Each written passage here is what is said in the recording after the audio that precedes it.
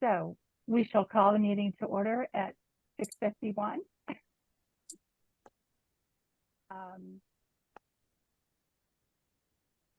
So the first thing on the agenda was the meeting minutes from last time.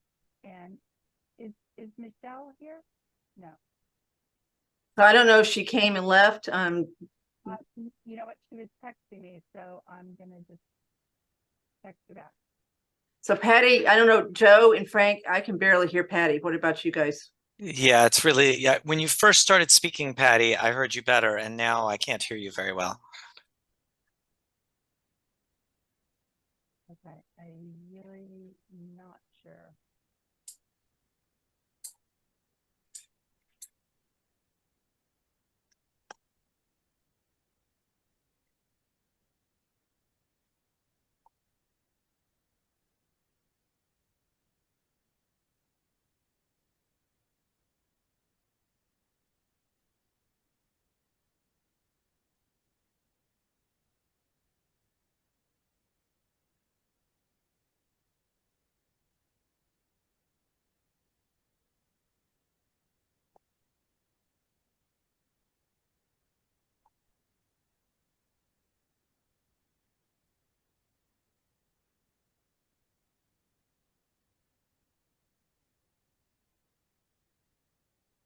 I don't know what to tell you.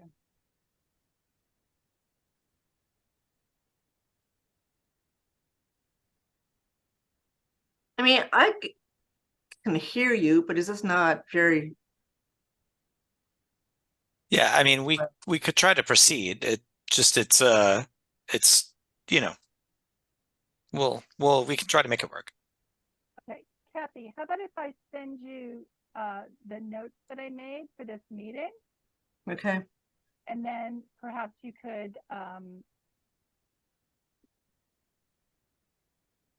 lead it and if I can't figure this out. Okay. Michelle's here. Did anyone get a message that popped up saying you will have to leave this meeting to join the new meeting? I did not. It just I kept did not. circling. All right, I'm going to ignore that for the moment. No. So you're emailing Patty? I just texted it to you. Would you rather email? No, text fine. I just need to know where to go.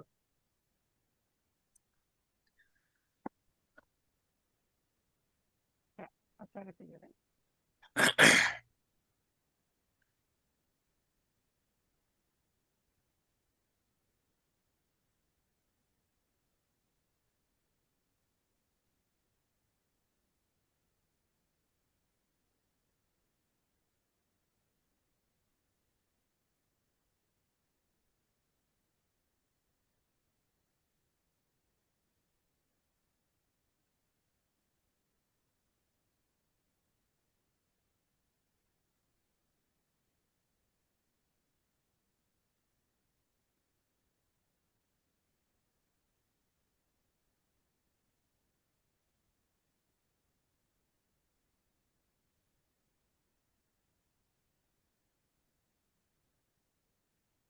So I haven't gotten a text yet, Patty.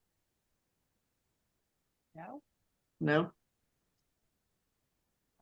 Then email it. Maybe I have not your correct spelling.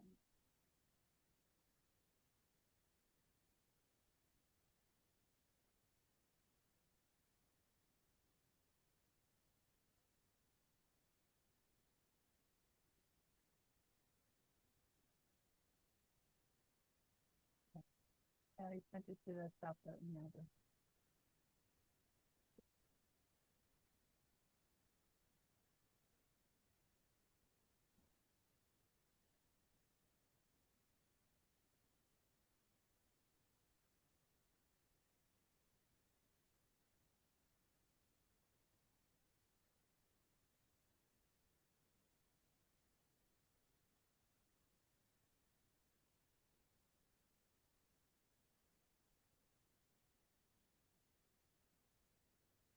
Did you get it? Mm-mm. Are you serious? I'm serious. Last text I got from you says Jay is going to open it. So I've got I've got it open to your cell phone. Did it say it went? Yes.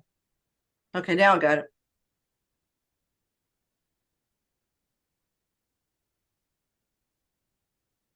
Okay, so do you want me to do the talking for you? Is that what you want me to do? If you cannot hear me properly, that would be fine. Can you not hear me properly? Not really. I can hear you. It's just you're at about half the volume of everybody else. So it's a little funny going from one person to the other.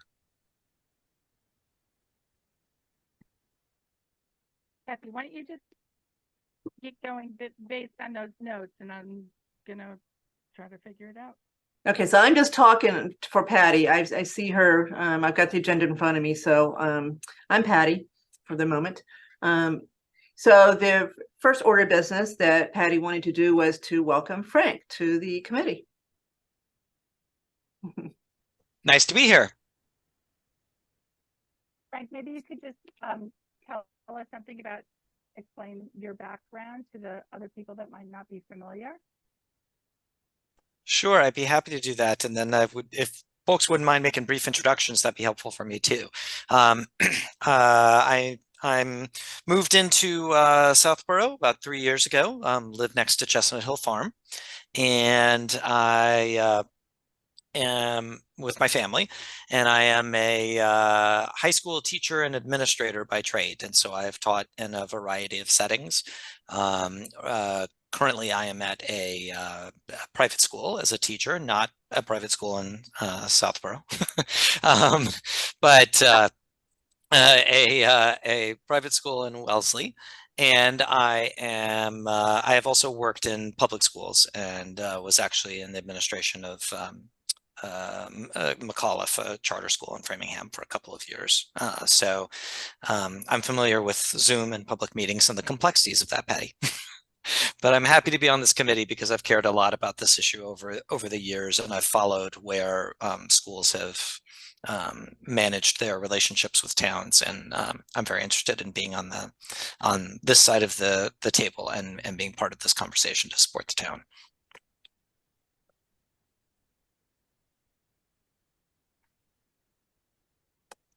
Maybe others might introduce themselves briefly, if you don't mind, if you'd be willing. Sure. My name is Michelle Hokinson. I've been in Southborough for 30 years. I actually am part of the Historic Commission as well. And I don't work in any schools. I actually am a clinical education specialist for Philips Healthcare. But I'm happy to be on the committee and hope to add some good insight. Okay. Well, I'm a history teacher, so you know my heart's beating a little stronger now. Thank you for being on the Historic Commission. We have a very active, good historical commission. Joe. My name is Joe Palmer. I've lived in town about 7 years. Professional experiences are different types of sales, industrial, and media, as well as I wrote some fantasy and sci-fi. I've worked in publishing a bit. A little bit all over the place. I have an MBA from Babson that I went back and got, and I've been an at-home dad the better part of the last decade. And I serve on Capitol. I also served on ARPA and the 21 Highland Committee. This will actually be my last meeting with Pilot. I resigned this week to Patty and Jason over at Capitol. I think that although I was well intended, I'm probably going to be overextended with some other projects that are currently coming due on my plate. So I'm going to not waste this committee's time and try and get somebody to come over that will be a little bit more a better participant and add more value than I will. But it's been very nice to meet you. And I'm again only talking because Patty can't very well, so I'm still talking as Patty. Joe, that makes me sad. I didn't know that. You're gonna resign from Capitol too? No. I see other projects and things coming in that are going to take up more of my time, and I don't want to burden this committee with my lack of time to put good commitment to it. So you're staying on Capitol? Yes. Okay, I thought you said I told okay. Oh, no, I told Jason that I was resigning from this one because this is a capital seat. So he needed to know that Okay. somebody else would need to come in and fill the capital seat if that was going to happen. Okay, I understand. Okay, Patty, you want to try? You hear me now at all? Okay, so Frank, I will tell you about Patty. She is the chair. Patty has been interested in this issue for a long time. She actually brought it forth to town meeting in 2019, if I've got the date right, Patty. And has been actively interested in this since then, and was the sponsor of the citizens petition article at the 2022 town meeting that has caused this committee to be formed. So she was her citizens petition that was passed to actually cause this committee to be created. So she's done a lot of research. So I am really interested in what you got to say, Frank, as far as the whole topic, but she's done a whole lot of research too, as far as what other schools do around the area, et cetera. Okay, so I'm last. I'm Kathy Cook. So I am on here as a select board representative. I'm on the select board, as you know. I met you when you were appointed. I am a tax accountant. Have lived here over 30 years. My background was advisory committee. I was on that for a long time. And so this is my first term on select board. I've been on Capitol. I've been on several other committees too. So I am really interested in this topic too. I am the select board liaison to the schools on top of that, which is why it kind of made sense for me to be the select board rep on this committee too. And Frank, I don't know if I told you this when you, okay, I heard that a little bit. Can you hear me now? Yes. Oh my, Wonderful. Okay, but you're fading in and out too, as far as your picture. yeah, because you know what, I have like 2 large monitors that I work from, and it's something apparently with the Bluetooth connecting to that monitor, although it worked for my Zoom last night, so who knows. So now you just got me on my little laptop. That's all. So the last thing I want to say about me, Frank, which is relevant, is that I sat on the Walnut Hill board for several years and on their finance committee. So I've got a little bit of inside information too, as far as how private schools work, as far as, what they have to do to balance their books, et cetera, and how they determine tuition and how they look at the world as far as contributions to the town that they reside in. So. Thank you. Okay, so the next agenda item is to approve the meeting minutes from the 6/28 meeting, which Joe very proficiently provided to us. Does anybody have any issues with that? I thought it was quite thorough. Yep. So how do we do this vote? Like, so I'll make a motion. a motion to approve the minutes? Yep. A motion to approve the minutes as drafted for 6/28/23. Okay, a roll call vote. Wait, you gotta have a Joe? second. Have a second first. I second. Sorry. Michelle seconded. Okay, now it's a roll call vote. Sorry, Patty. Michelle, Yes.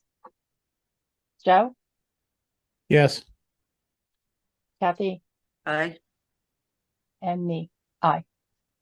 And Frank, Frank, you can abstain or you can vote. I think I would abstain. Okay, so 4-0-1.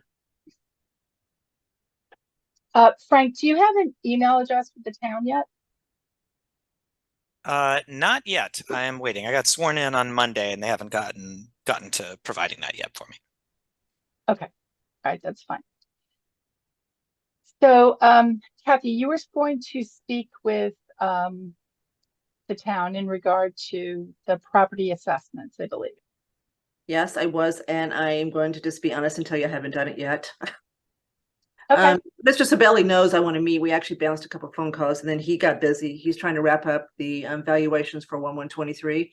And then I got busy. So ball's back in my court to get this. So I'm just not going to beat around the bush and make an excuse. I'm just going to tell you I haven't gotten it done. Not a problem. Is that Um, something I can help you with, Kathy?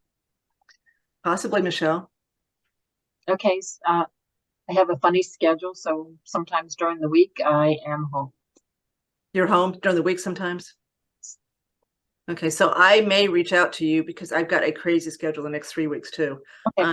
I'm truly not here very much. So I may reach out to you and see if you can help me meet with Paul and get this answered. Okay, I'd love to do that. I have some time next week. I'm home for 4 days, so I'll Okay. send my cell phone. Okay. So if I remember correctly, we were looking at the changes in the assessed values from the last time, which might have been 20 or 21, just to get a kind of rounded picture of what the value of the property was and have it broken down by residential and non-residential, or I'm not sure whether the remainder of the school property counts as commercial or not, but residential and non-residential, which he has done in the past for me.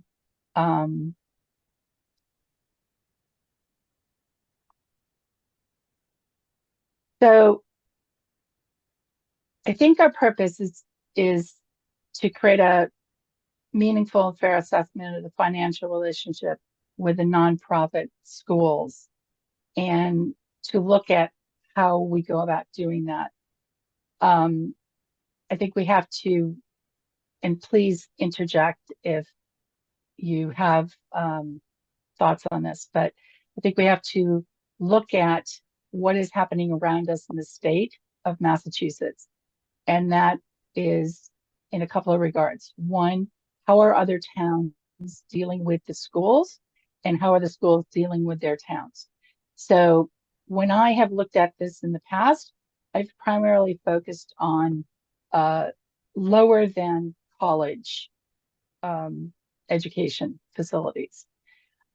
I don't know if that's the way to continue, but that's what I did in the past just to limit the amount of research.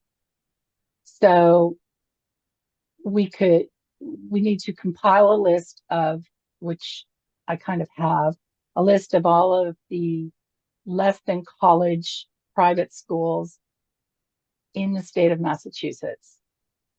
And then I think we need to, in some way, contact the towns that those schools are in. Back in 2019, I started that process and spoke to a number of different towns to try to understand what their relationships were with the schools. Did they have an informal agreement, a handshake agreement? Was it pilot money? Was it just tax-based assessment money?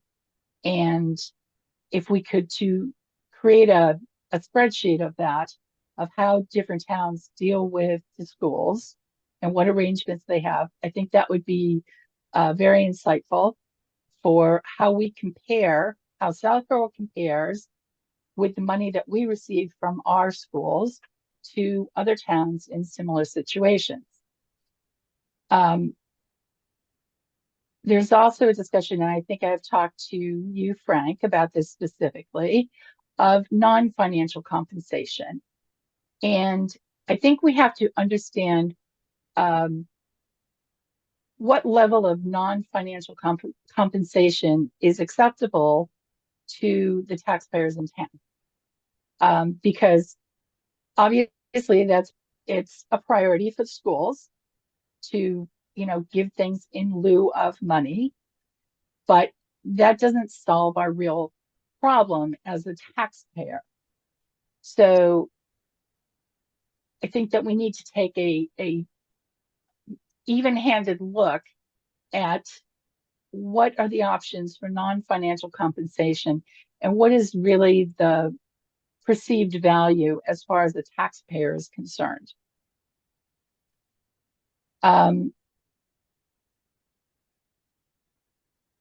What I have learned from looking into this and discovered by talking to people in state government and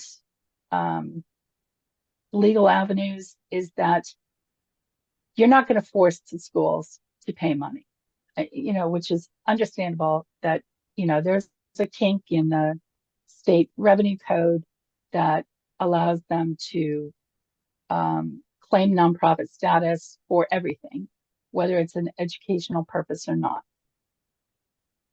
So I personally think that we should focus our concern on the residential properties that are being purchased, because that specifically affects the taxpayers. The fact that St. Mark's is building a new dormitory on the property that they previously owned does not affect me personally as a taxpayer. The fact that they have purchased numerous houses in my neighborhood over the last 5 years, which has taken every single amount off of the tax rolls that previous homeowner paid, that affects me personally, because our taxes are not decreased by those amounts because nonprofits claim them as a nonprofit house now. What it does is it spreads out that tax burden to everyone else. So I'm totally willing to discuss this and, be swayed to another side. But my opinion is that is the conversation we need to have with the schools, is regarding the tax burden of the residential properties and how that is being redistributed to the taxpayers of Southborough. Let's see, another one of my notes is whether we actually include college level institutions in this survey or not. Again, open to discussion on that. I think that generally college level institutions are at a much different, probably endowment level and financial level than we're dealing with here in Southborough. And so we should concentrate our efforts more appropriately. There's also some other things going on within the state. I think I sent you a couple of links to articles. Sorry, Frank, not you, but sent a couple of links to articles about things that are happening, renegotiations with a couple of schools. We also have out with the state House Bill House Bill 3092, which is to kind of make a permanent solution to the issue of pilot payments. We have heard through a select board meeting with local representatives that is not going anywhere. I don't know whether that's updated. It was, I believe, started by a rep from Melrose. So I'm not quite sure whether there's any movement on that, or if there's any way to create movement on that. Those are my thoughts. I'm looking for some discussion and moving forward to kind of create specific tasks that we can have, so we can, the summer's over, it's fall, get moving on this, and hopefully have some real action plan for the, certainly by the next fiscal year, of a realistic picture of where our town stands in relationship to other towns, other schools, and how they approach their schools or how they deal with the schools, and in an effort to be more successful than we have in the past. So I'd like to hear some thoughts. So Patty, I have one thought. I don't know how many colleges are there in Massachusetts to include in this? I'm just thinking that it's going to be pretty overwhelming. There's a But I lot. have to tell you, I went to, and I don't know if I sent you this information. I went to the town of Newton's website, and all of this information is on their website. So I'm wondering if the towns themselves have, bigger towns, obviously the Boston one I sent. I'm wondering if a lot of the bigger towns have this information just on their website rather than going through a list of schools. So what Michelle, did it they probably have? depends on the Sorry, size of the town or city. Newton's a pretty big place, right? They've got a big IT department. I think towns the size of Southborough that have schools like this probably don't. I mean, we don't. You can't go to our website, I don't think, and find anything about the payments that our schools are currently being making. You could call, you can call the town. I don't know why they wouldn't give it to you. It's open information, but I doubt if you're going to find this information in every case. It probably depends on what town you're talking about. So are you just looking for like-sized towns? Are you looking for all of the towns in the state of Massachusetts? Not all the towns, it's all the schools that we think would be comparable to St. Mark's and Fay. So let me put my 2 cents in as far as whether to include colleges and universities. I don't think so either.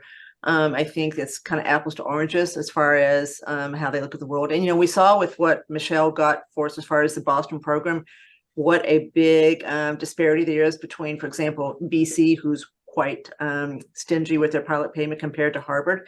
So I'm not sure we would glean a whole lot. I don't think St. Mark's would really respond to a conversation about what Harvard's doing, to be perfectly frank. I don't think they think it's real. I'm not trying to be facetious. I just don't think they would think it's relevant. Now, having said that, remember, Harvard does have a property in Southborough, and I do think they should pay more. They used to pay, right now they make a contribution to the fire department and police department. It's restricted to those two. They used to make a contribution for roads. The road that leads into the bookstore is the road I live on, and it needs a lot of work. So I think that part of what we should do is maybe at some point separate that one and decide what we want to do with the Harvard bookstore as far as calling them. But I don't think we should use the college data to talk to St. Mark's and to Fay School or to NEC. I would tend to agree with Kathy. I think in terms of research, certainly just if we start thinking about the scope of private schools and the Commonwealth, it's a specialty up here, right? So I think there's a lot. so I think and I'm wondering, I'm wondering, Patty, also to Kathy's point, if are we looking for schools like Fay and St. Mark's, for example? Are we looking for all schools? Are we including religious schools, right? So the scope of the work could be daunting in and of itself. On the other hand, maybe we could go down a rabbit hole deciding what is like St. Mark's and like Fay, because they're all different in different ways with different levels of endowment and different sizes of. So I wonder about putting some good boundaries to the research so that we can effectively do our work as a committee. But I'm all about research. I mean, hey, I'm a history teacher. Send those kids to the library. I'm interested. Sorry, Joe.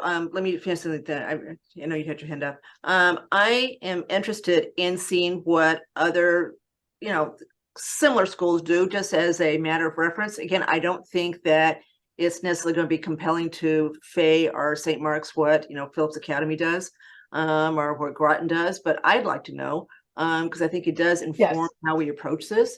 I just don't think you hammer them over the head with it, because I don't think they care.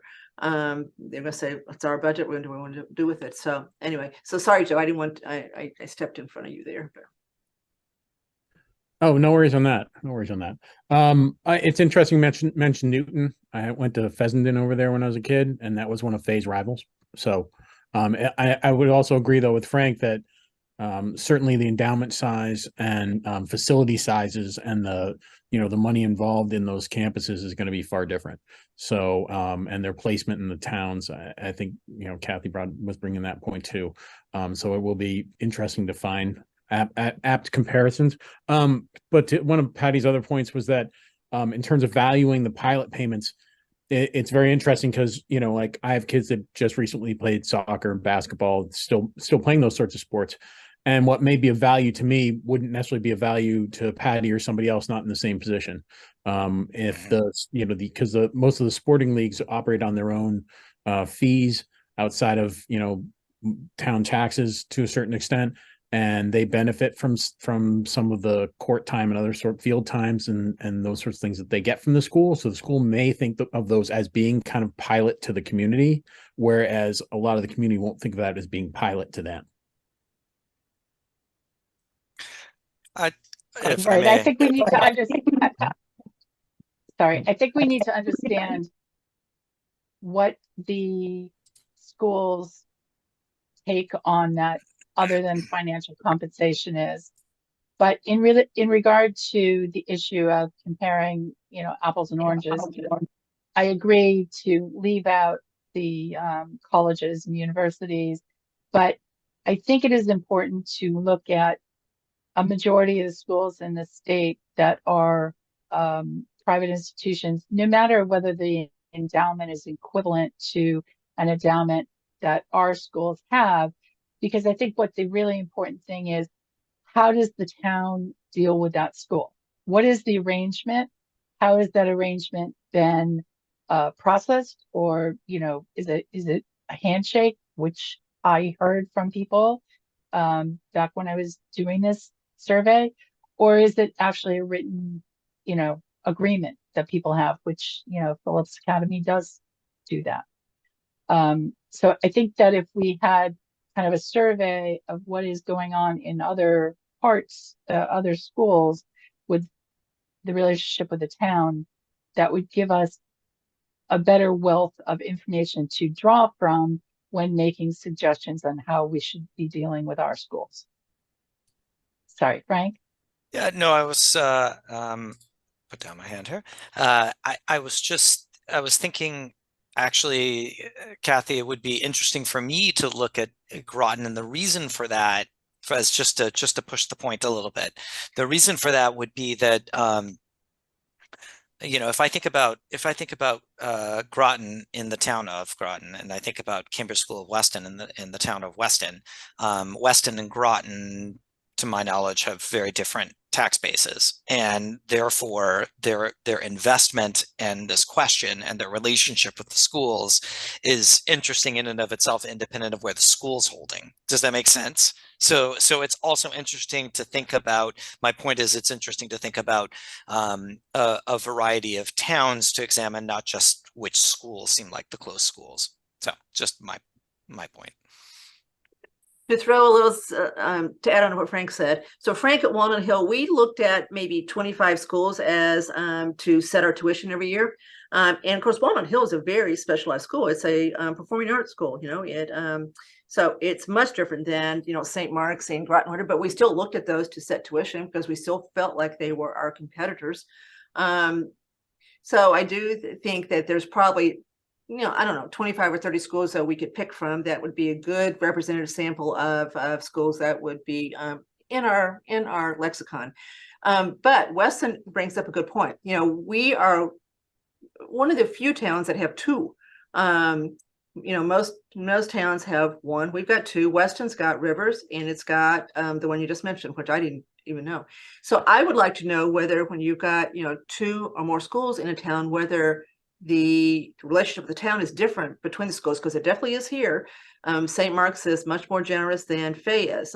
We have a better relationship with St. Mark's than we do Fay, at least today.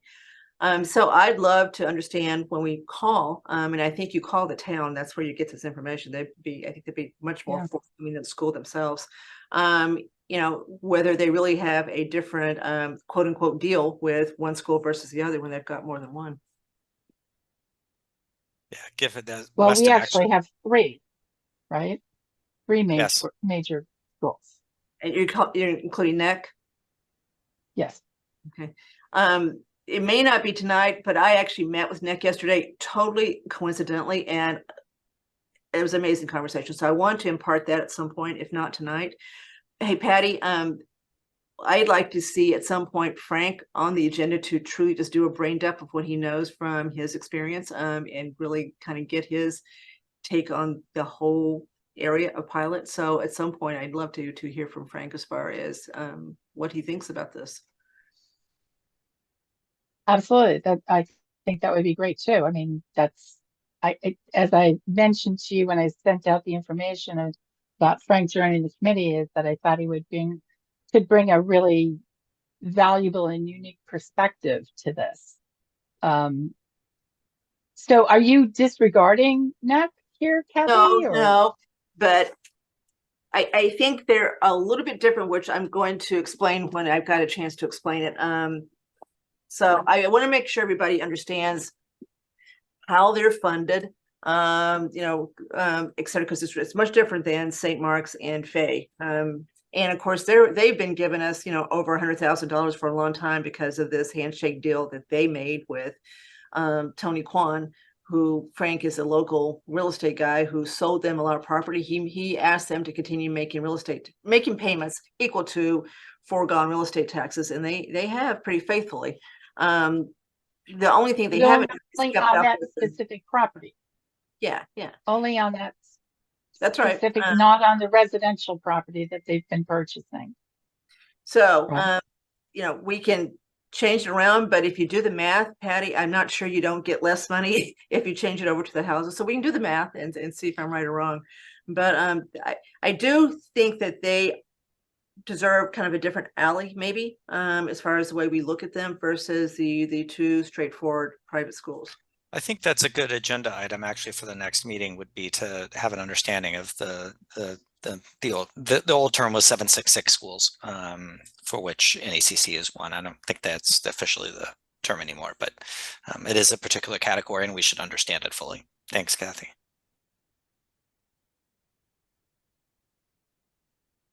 Okay, so I don't, we wasted a bunch of time trying to get this thing going. I don't want to take up your whole night here.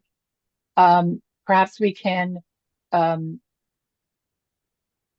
create a list of tasks to move forward, and then divvy up and do our own thing and bring it back to the next meeting. So I will have data for the parcels with Michelle's help by the next meeting, assuming that meeting is no earlier than late October. So that is the other thing we should discuss, having like a regular, if we're going to do once a month, let's make it the second Wednesday, the third Wednesday, whatever it is. But if we could establish that, I think would be great, so that, moving forward, we're not planning at the last minute or anything. Should we do that first, or divvy up some tasks? You're the chair. Okay, so let's decide on the tasks that are at hand. So Kathy and Michelle, you're going to look into, this is essentially the current assessments. Is that correct? Mm-hmm. Now, that's what he's finishing right now. When I say current, it's 1/1/23 is what he's wrapping up right now. He's got new software. He's having trouble with it, so it's a little slow. So he's trying to wrap up 1/1/23. So that's what we would be asking for. So you're asking for, let me just understand. So the current assessment on all residential property for like faculty, is that what you're looking at, or for students as well? I thought, Michelle, we'll just get everything they've got. We can separate it as far as what it is, but we might as well see, what the total value of all of the property is, to really understand, what the foregone taxes are that would be paid, which it's a lot of money. So in the past, they have provided everything, just the assessed values of all property owned. And it's broken out mostly by address, although some addresses within the schools are grouped differently than you would expect. So then you have to sort it out based on what is, in my opinion, you have to sort it out based on what is residential and what is educational, i.e. dorms, classrooms, library, etc. That So is, I agree, we should do that as part of what Michelle and I are doing is. yeah, it doesn't really come that way. Now, I hesitate to ask about this, but in the past, I have been told that those properties are not reassessed in the same way as our residential properties It's a true statement, because because he doesn't care, since they're not paying because he taxes. does not care. So I think that really, in order to get a true picture of the assessment, you would have to do some kind of assessment of how much has my property value increased since 2019, and how much has that property value increased since 2019, and recalculate it based on what the residential property value in this town has increased. Because the nonprofit schools are not reassessed because they do not collect taxes. So there is not a priority to reassess them. So any value that is given directly to you by the town is not going to be a fair market value. You can go to the 3 ABCs, which I think I put into the Dropbox, the most recent in a history of the 3 ABCs. The 3 ABCs are what each school files with the town on a yearly basis, claiming what the fair market value of their property owned is. So it is an interesting idea or concept, as I've done in the past, to look at what the assessed value is supplied by the town versus the fair market value claimed by the schools on their 3 ABCs. Okay. So the next step is I have more or less compiled a list of private schools in the state of Massachusetts. And I think it's mostly divided by town. So perhaps, we can divide some of that list up, or I can share that list with people. And if you are so inclined to help call some of the towns, I, in the past, have had better luck calling directly into, either the assessor's office or the financial office for the town to speak to someone there. And that's where I got the best information. How many are on your list? You know what? I don't have that in front of me, and I'm on my tiny little laptop. So I'm sorry. I can send that to you. So and I can think also that's a send pretty you- big job, Patty. I think that should be divvied up. I'd be happy to do 4 or 5. But I don't Yeah. want to. Right. So that's what I was thinking is, I'll put the list together, divided by town. And then, if you want to claim a town, I'll send it out. If you want to claim a town and start in on that, that would be great. I'll do as many as I can as well. If it's a very large number, Patty, it may make sense. I mean, I think certainly Kathy and I could probably look at the list and maybe identify some good ones to start with, right? Because I just don't know how big your list is. It could be a very long list. So Yeah, it's fairly long if I remember correctly. I mean, and I did that before when I did Yeah. prioritize towns by, starting with Milton and Andover and Concord and towns like that. But the more data that we have to create the analysis, I think is better. And the more information, like I said, we're also trying to understand how these other towns deal with their schools, how they've been successful how they have not been successful, and what the result is.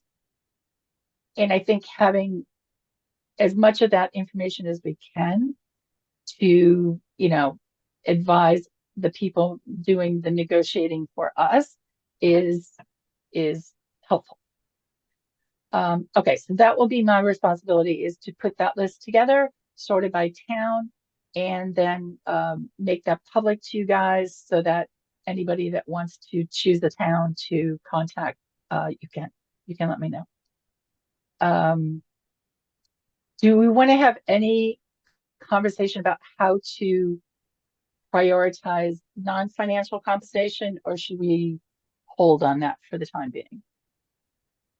It's important, and let me say this, the schools absolutely want credit for the things that they do. No Yes. doubt about it.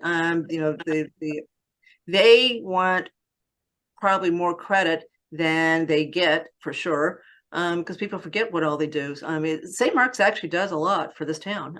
We forget what all it is, because they don't do it all at once, and you go on to the next thing. So I do think I would respectfully suggest that we hold on that, but it is important. You remember what Michelle gave us for Boston with the pilot committee there? They absolutely threw that. That absolutely was a big part of it. That piece of it. So they absolutely quantified that in a way to show the percentage they were doing the total. So I do think it's important. And I do think we've got one school that does a lot more than the other. Joe, you Well, have your hand up. Yes, Joe? You're muted. Joe, you're muted. Joe, you are muted.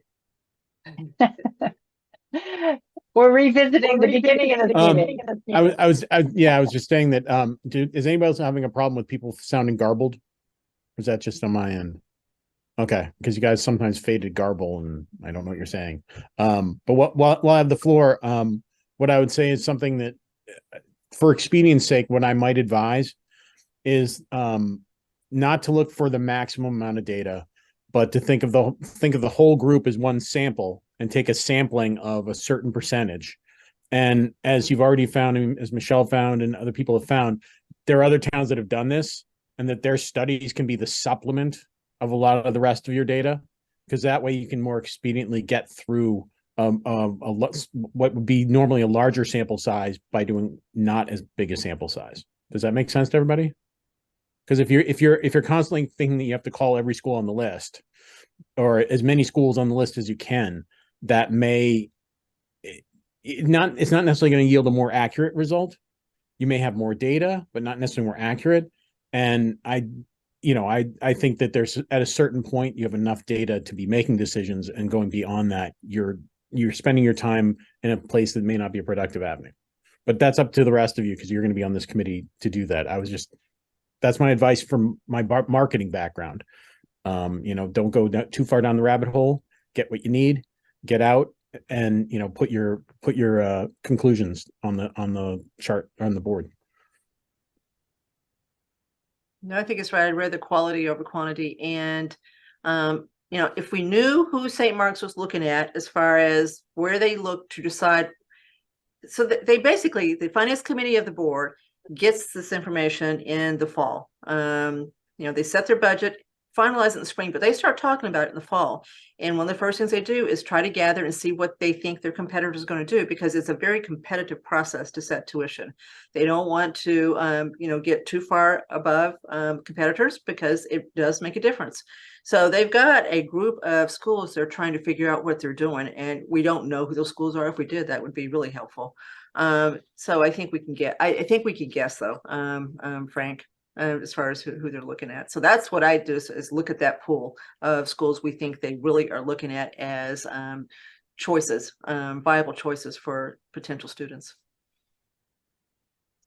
So you mentioned St. Mark's. What about Fay? Same thing. Do you have would you have a comment on who Fay would be looking at? I have a better idea who St. Mark's, Frank, than I would Fay, just because of Walnut Hill was, high school. So I don't know, there's going to be probably less schools in the Fay universe than St. Mark's.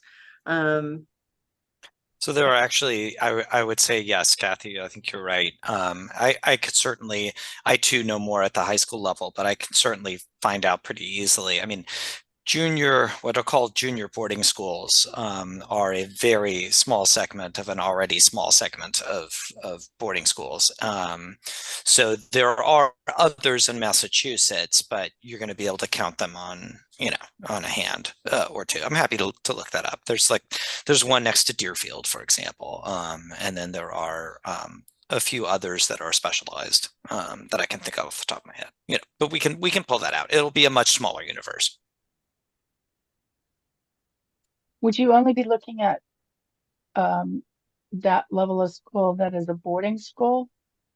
Or would you should we be considering also day schools, private day schools?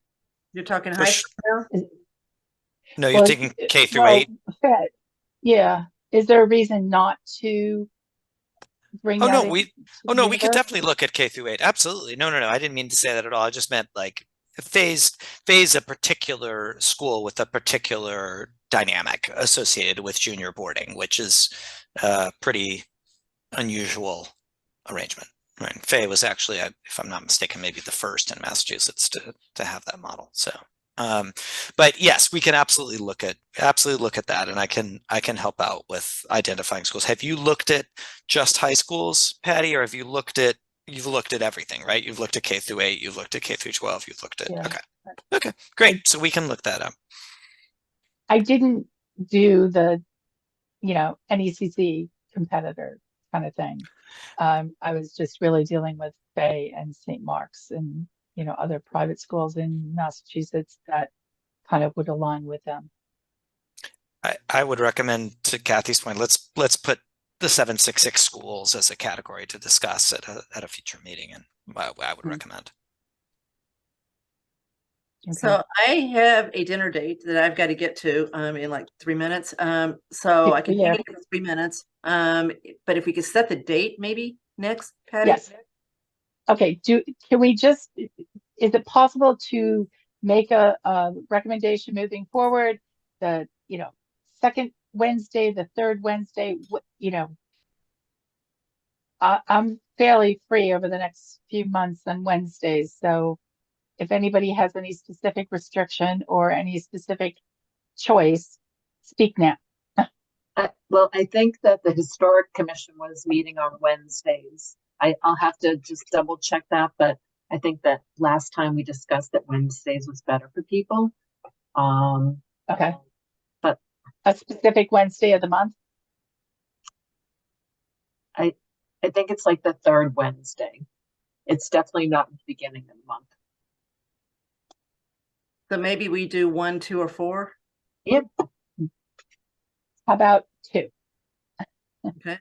That sounds good. Does that work? Okay, so the second Wednesday of October is the 11th.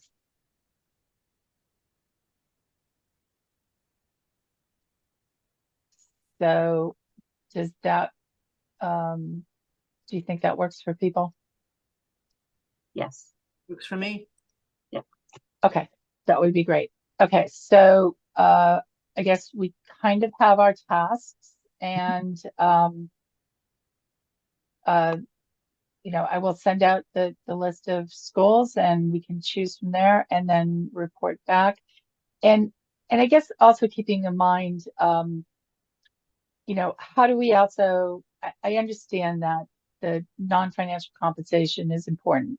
So how do we make that concise for the schools and potentially help them promote that to the town if it is worthy non-financial compensation, so that, taxpayers see that as a value. I think that's probably also a good conversation to have at some other point. Okay, so the next meeting date, other business that shall come properly before the board committee. I don't think there is any, other than the fact that if anybody at all is interested in green beans or beans for my garden, please let me know. I am overwhelmed, and this would include free delivery to your house. Oh, my goodness. Yes, it's. I'll raise my it's- hand on that one. I'll raise my hand. Okay, that would be great. I have multiple different kinds of beans, and there's a point in the summer season where you just can't eat another bean, So I don't think we have any public comment. I don't see any comment. Sam Kathy, is, you're the host. Sam Stivers is the only one in the audience, and he does not have his hand raised, so. Okay, that's great. Okay, so we can adjourn this, and the next meeting would be October, whatever, 7th, 11th. I'd like Do to we make a have motion to adjourn. Thank you. Second? Right. Can I second it? Somebody Mhm. did. Okay, yeah, go, yeah, you absolutely can second. So, okay, so Okay. Joe made the All right. motion, Patty seconded. So Kathy, Aye. Aye. Joe, Aye. Frank, Aye. and Joe. Aye. And Patty, yes, yes. All right, looking forward to our next get together, and hopefully we can move forward. And thank you, Frank, for joining us. Thank you. Thank you so much, Frank. Take care. And best wishes, Joe.